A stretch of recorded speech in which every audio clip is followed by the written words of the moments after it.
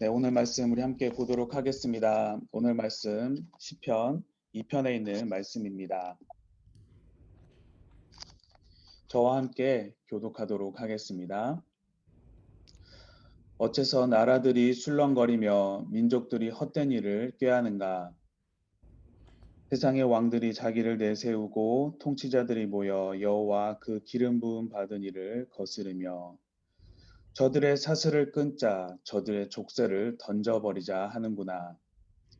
하늘에 앉으신 분이 웃으시며 주께서 그들을 비웃으시리라. 그러고는 진노하셔서 그들을 꾸짖고 그들을 놀라게 하시며 내가 내 왕을 내 거룩한 산 시온에 세웠노라 하시리라. 내가 이제 여호와의 율례를 선포하리라. 그분께서 내게 말씀하셨도다. 내가 오늘 너를 낳았노라. 내게 구하여라. 그러면 내가 이방 민족들을 내게 기업으로 주어 온 세상이 내 소유가 되게 하리라. 너는 그들을 새 지팡이로 다스리며 토기장이가 자기 그릇을 부숴버리듯 그들을 부수리라. 그러므로 너희 왕들아 지혜를 가지라. 너희 세상 통치자들아 경고를 들으라. 여호와를 경외하며 섬기고 떨며 환호하라. 12절 말씀 함께 읽겠습니다. 그분의 아들께 입을 맞춰라. 그렇지 않으면 그분이 진노하셔서 가는 길에 내가 멸망하리니 그 진노는 급하시리라. 그러나 여호와를 의지하는 사람은 모두 복이 있도다. 아멘. 네, 오늘 말씀인 시편 2편은 시편 중에서 제왕시로 분류가 되어 있습니다.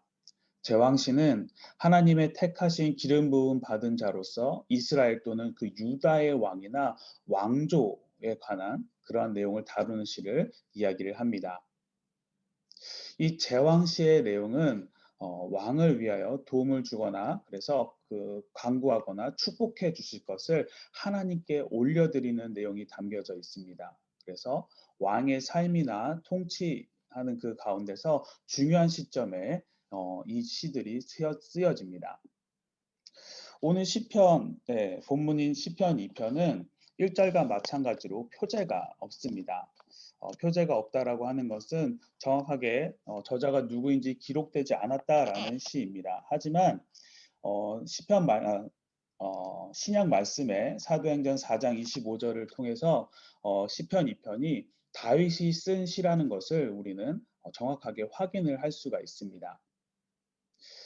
시편 2편은 그 다윗의 언약에 근거한 하나님으로부터 부여받은 권위를 지녔다는 그 사실과 함께 하나님으로부터 왕권을 위헌받은 자로서 그 의미를 가지고 있음을 강조하기 위해서 다윗 왕조 때 그리고 그 이후에도 백성들 앞에서 낭독되던 시였습니다. 그리고 궁극적으로는 다윗 왕가의 후손으로 나실 메시아의 영광과 승리 그리고 그분에 대한 순종의 당위성을 담고 있는 메시아에 대한 예언시이기도 합니다. 오늘 시편 2편은 크게 4개의 연으로 나눠볼 수가 있는데요. 첫 번째 연인 1절부터 3절은 하나님을 대적하는 자들의 반역에 대해서 내용이 담겨져 있고 4절부터 6절은 대적하는 자들에 대한 여호와 하나님에 대한 반응이 담겨져 있습니다. 그러면서 세 번째 연인 7절부터 9절은 말씀을 선포하는 왕의 모습, 그리고 10절부터 12절까지는 하나님을 대적하는 자들에 대한 그 경고의 메시지, 이렇게 4개의 파트 연으로 나눠볼 수가 있습니다.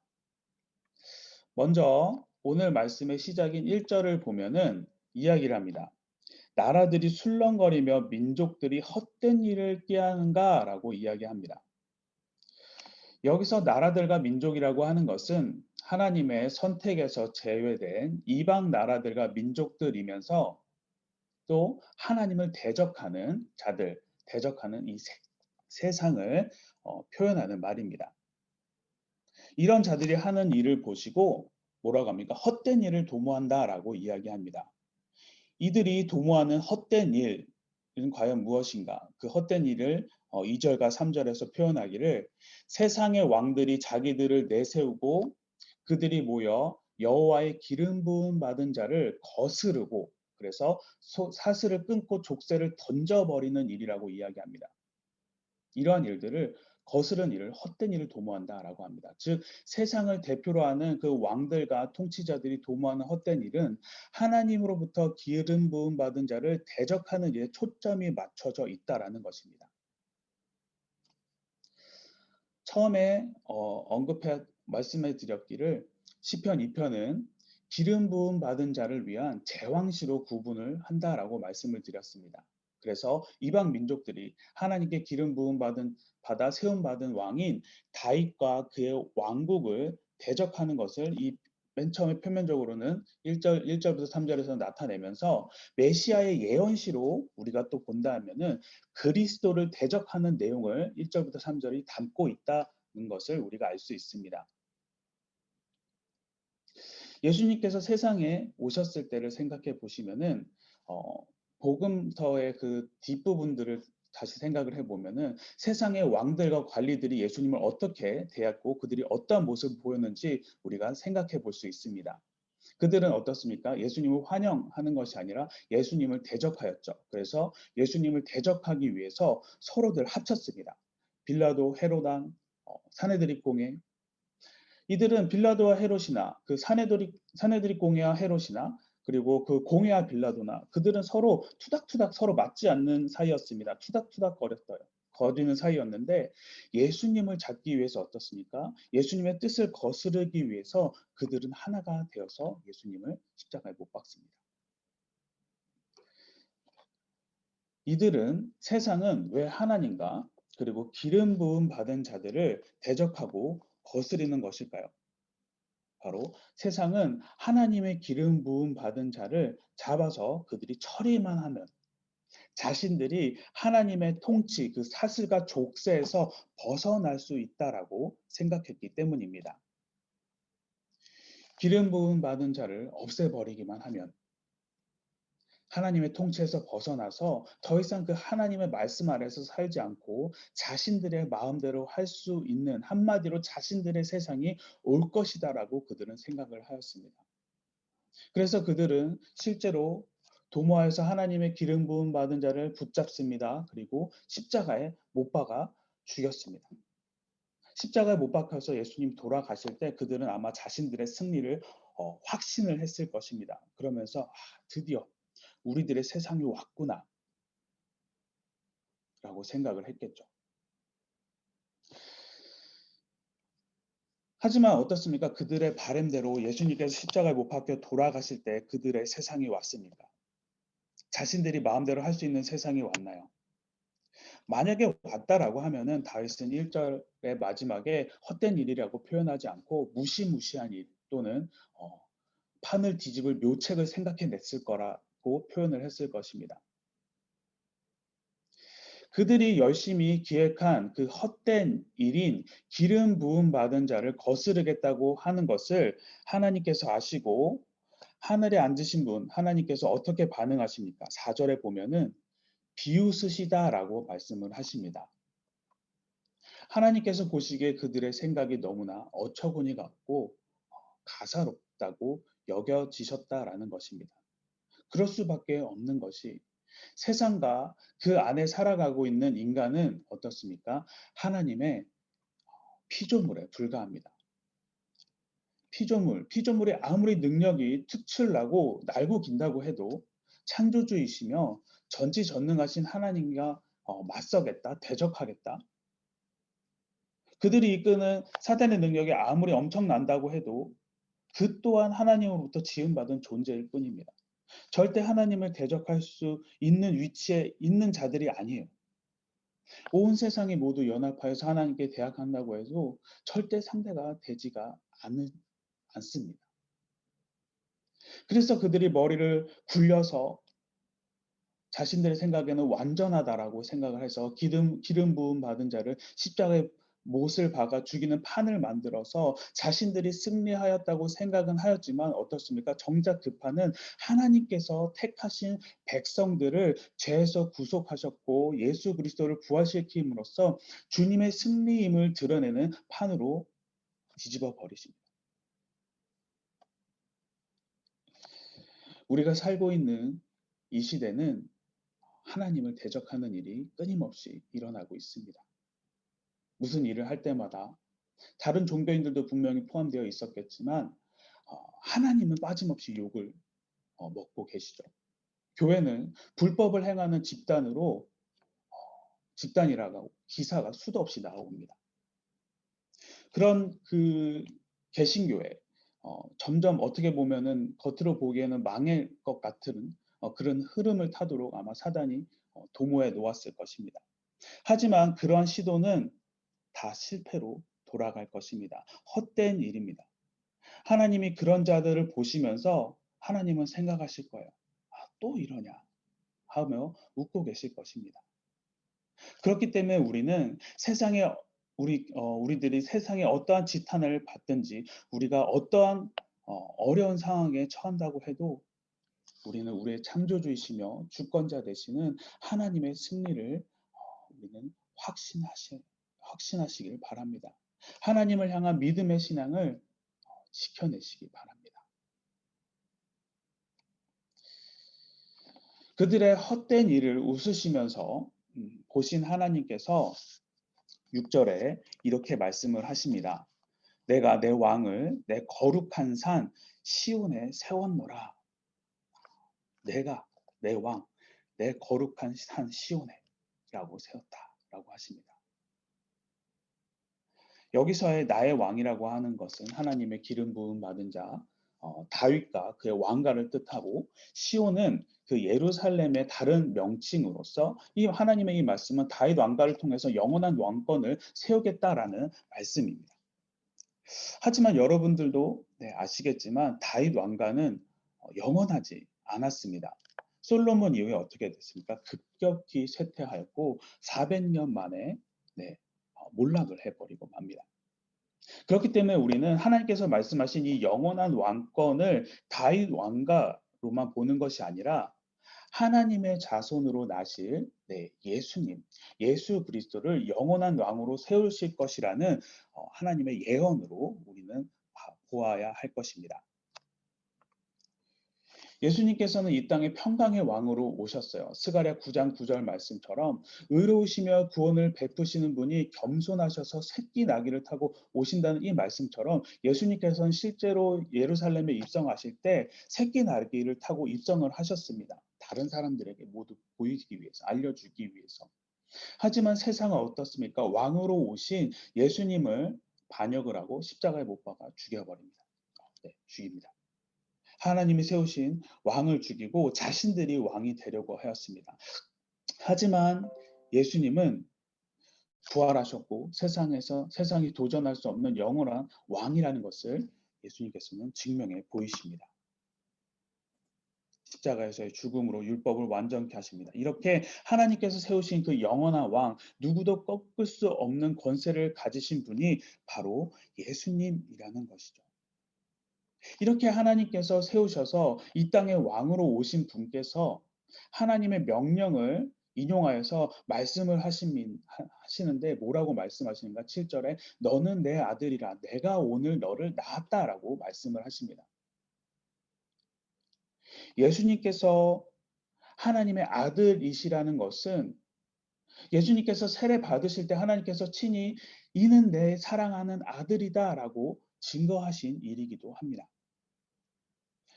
그러면서 오늘 말씀을 보면은 오늘 말씀에서 하나님께서는 이런 분을 낳았다라고 말씀을 하십니다. 여기서 낳았다라고 하는 말은 선택하였다라는 말입니다. 즉 하나님께서 예수 그리스도를 영원한 왕으로 택하셔서 세우셨다. 이렇게 택하신 예수님께 하나님은 어떻게 하십니까? 이 땅을 기업으로 주셔서 소유주가 되게 하십니다. 세상의 진정한 주인이 되게 하셨습니다. 그렇기 때문에 세상이 세상이 세운 그 많은 왕들과 통치자들이 있겠지만 그들 위에는 누가 있습니까? 바로 예수님께서 주인으로 계신 것입니다. 그래서 세상은 예수님을 진정한 왕으로 높이고 예수님의 말에 순종을 해야 하는 것이죠. 우리가 사는 이 세상에서는 왕의 말을 듣지 않는 자들은 형벌에 처하는 것이 일반적인 절차였습니다. 그와 마찬가지로 세상의 절대 주권자이신 하나님에 의해서 왕으로 세움을 받으신 예수님의 말씀을 순종하지 않는다면은 구절처럼 새 지팡이로 다스림을 받거나 토기장이가 그릇을 부숴버리는 듯한 형벌이 임하게 될 것입니다. 예수님께서 처음 이 땅에 오실 때에는 죄인된 자들을 그들의 죄를 구속하기 위해서 이 땅 가운데 오셨습니다. 그리고 앞으로 오실 예수님은 세상을 심판하기 위해서 오실 것입니다.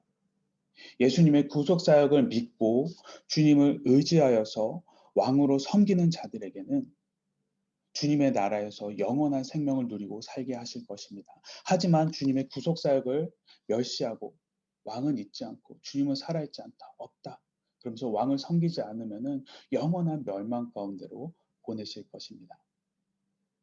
이런 사실을 우리가 절대 잊지 마시고 만왕의 왕 되신 예수님을 믿고 따르고 의지하는 삶을 살기를 소망합니다. 오늘 말씀을 시작할 때 오늘 시편 2편은 총 4개의 연으로 되어 있다라고 말씀을 드렸습니다. 그러면서 네 번째 연인 10절과 12절은 하나님을 대적하는 자들에게 하는 경고의 말씀이다라고 말씀을 드렸습니다. 보통 성경에서 경고라고 하면은 너 경고야 라고 통지를 하시는 것도 있지만 그와 함께 하나님의 옳은 길로 인도하는 방법도 하나님께서는 함께 알려주십니다. 오늘도 이 1절에 헛된 일을 도모한 그 기름 부음 받은 자를 거스리려고 하는 자들에게 하나님께서 경고라고 하시면서 말씀을 하십니다. 그러면서 옳은 길로 가는 방법을 말씀하시는데 10절에 지혜를 가지라 그러면서 11절에 여호와를 경외하라 라고 이야기를 하십니다. 지혜를 가지라 라고 말씀하신 여기서의 지혜는 우리가 어디서 얻을 수 있는 것일까요? 바로 하나님의 말씀을 통해서 우리가 얻을 수가 있습니다. 하나님의 말씀을 통해서 멸망에 처한 자들에게 구원으로 가는 길을 가르쳐 주십니다. 그것이 하나님의 지혜죠. 범죄하여서 타락한 자들은 구원의 방법을 자기들 스스로 도저히 알아낼 수가 없습니다. 구원은 오직 하나님의 방법, 하나님으로부터만 가능하기 때문입니다. 그래서 하나님은 우리들이 이 구원의 방법을 알 수 있도록 어떻게 보면 종합적인 선물 세트로 주님의 말씀을 우리들에게 주셨습니다. 주님의 말씀을 통하지 않고서는 우리는 절대 구원에 이를 수가 없습니다. 그래서 사도 요한은 요한복음 20장에서 말씀하기를 성경의 기록 목적을 생명을 얻기 위함이다라고 하였고 바울은 성경은 구원에 이르기 위한 지혜가 있다라고 하였습니다. 하나님의 그 계시의 말씀인 성경만이 멸망을 위기에 처한 그 인생에서 구원의 길을 제시하고 구원의 길은 예수님을 발견해낼 수가 있습니다. 하지만 사람들은 안타깝게도 자기들의 방법 그리고 자신들의 그 능력, 지식으로 구원으로 가는 길을 방법을 알아내고자 합니다.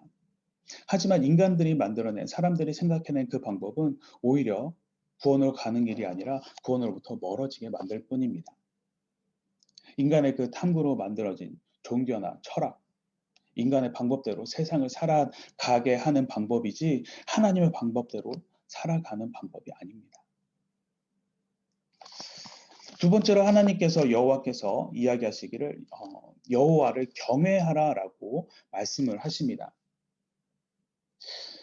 인간은 같은 인간들을 절대로 경외하지 않습니다. 존경을 하면서 존경한다라고 하면서 그 마음을 갖지만 그 존경의 마음을 가짐과 동시에 그 존경하는 자와 같은 위치에 가려고 합니다. 올라가려고 하죠.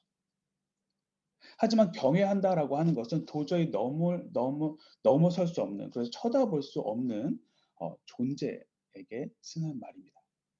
그렇기 때문에 우리는 하나님을 경외하기 위해서는 하나님을 이 땅의 창조주이시며 주권자이심을 받아들이면서 자신이 그분의 피조물이라는 것을 인정을 해야 합니다.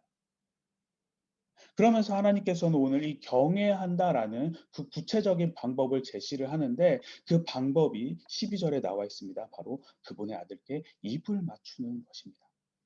그분의 아들, 예수님께 입을 맞춘다. 이 입맞춤에는 어떠한 의미가 있을까요? 먼저 입맞춤의 의미는 상대방을 받아들인다라는 의미입니다. 상대방을 받아들이지 않고서는 입을 맞출 수가 없습니다. 탕자가 집으로 돌아왔을 때를 생각해 보시기 바랍니다. 탕자의 아버지는 돌아온 아들을 끌어안고 제일 먼저 한 행동이 바로 입을 맞추는 것이었습니다. 돼지와 살고 씻지도 못하고 더럽고 냄새나는 그 거지 같은 그를 아버지는 조건 없이 받아들이겠다는 표시로 입을 맞춥니다. 그래서 그분의 아들 예수님께 입을 맞춘다라고 하는 것은 예수님을 나의 왕으로 받아들입니다. 라고 하는 순종의 의미를 갖고 있습니다. 또한 입맞춤은 충성과 복종의 의미이기도 하죠. 제가 좋아하는 영화 중에 킹덤 오브 헤븐이라는 영화가 있습니다. 이 영화의 한 장면에서 문둥병에 걸린 왕이 자신의 말을 무시한 신하를 벌주는 장면에서 신하를 무릎 꿇게 한 상태에서 문둥병에 걸린 손을 그의 앞에 내미는 장면이 있습니다. 이때 신하는 비록 문둥병에 걸린 그 손임에도 불구하고 자신이 모시는 왕에게 충성을 다하겠다는 표시로 그의 손에 입을 맞추는 장면이 있습니다. 이처럼 고대 군주 국가에서는 신하들이 왕에 대한 충성과 복종의 의미로 왕의 손이나 입에 손이나 발에 입을 맞춥니다. 그러면서 또한 입맞춤은 우리가 잘 알고 있는 것처럼 사랑의 표현이기도 합니다. 이처럼 이 입맞춤의 의미를 다 종합을 해 본다고 하면은 그분의 아들에게 입을 맞추라라고 하는 것은 예수 그리스도를 삶의 왕으로 인정하고 내 삶의 왕으로 인정하고 영접하고 충성하고 복종하고 사랑하라는 것입니다. 이것이 바로 하나님을 경외하는 방법이다라고 성경은 우리들에게 이야기를 해주고 있습니다. 그러면서 조금 더 크게 마지막으로 본다고 하면은 여호와를 나의 왕으로 인정하고 복종하라고 그의 말에 순종하고 그를 의지하는 사람은 오늘 말씀 마지막에 뭐라고 이야기하고 있습니까? 복이 있다라고 이야기를 합니다. 여기서 우리는 제가 조금 크게 본다라고 이야기했을 때 왜 크게 보자라고 말씀을 드렸냐면 우리는 시편 1편의 주제와 2편의 주제가 서로 연결되어 있음을 우리는 맨 마지막을 보고 알 수 있기 때문입니다. 결론적으로 시편 1편의 시작이 어떻습니까? 복 있는 사람은 이라고 이야기를 시작을 하고 있습니다. 그러면서 1편과 2편의 저자는 복 있는 사람이 누구인가를 우리들에게 이야기하면서 여호와의 율법, 말씀을 묵상하는 사람, 그리스도를 나의 왕으로 인정하는 자가 바로 복이 있다라고 우리들에게 마지막으로 이야기를 하고 있습니다. 사랑하는 성도 여러분, 하나님이 세우신 그의 아들 여호와께 입맞추지 않는 자는 하나님의 그 진노의 심판을 피할 수가 없습니다. 다 깨뜨리시고 멸망시키실 것입니다. 하지만 하나님을 진정한 나의 왕, 나의 구주, 내 삶의 주인, 나의 중심 되신 분으로 사랑하고 충성하여 순종하는 자는 하나님의 나라의 백성으로 우리는 영원히 살게 될 것입니다. 우리는 하나님의 백성된 자들로서 주님을 나의 구주로 영접한 나의 왕으로 모시는 분들입니다. 주님 오시는 그날까지 마지막까지 이 자리를 떠나지 마시고 주님께 입맞추는 저와 여러분들이 되기를 주님의 이름으로 간절히 소망합니다. 오늘 말씀을 기억하며 우리 지금 이 시간 함께 기도하도록 하겠습니다. 첫 번째, 헛된 일을 도모하는 자와 같이 내가 세상의 주인, 내 삶의 주인이라고 했던 적은 없는지 돌아보고 주님만이 내 삶의 주권자 되심을 고백하는 자가 될 수 있도록. 두 번째, 이 땅에 우리 왕으로 오신 예수님을 기억하며 언제나 승리자 되시는 주님을 향한 나의 믿음과 신앙이 변하지 않을 수 있도록.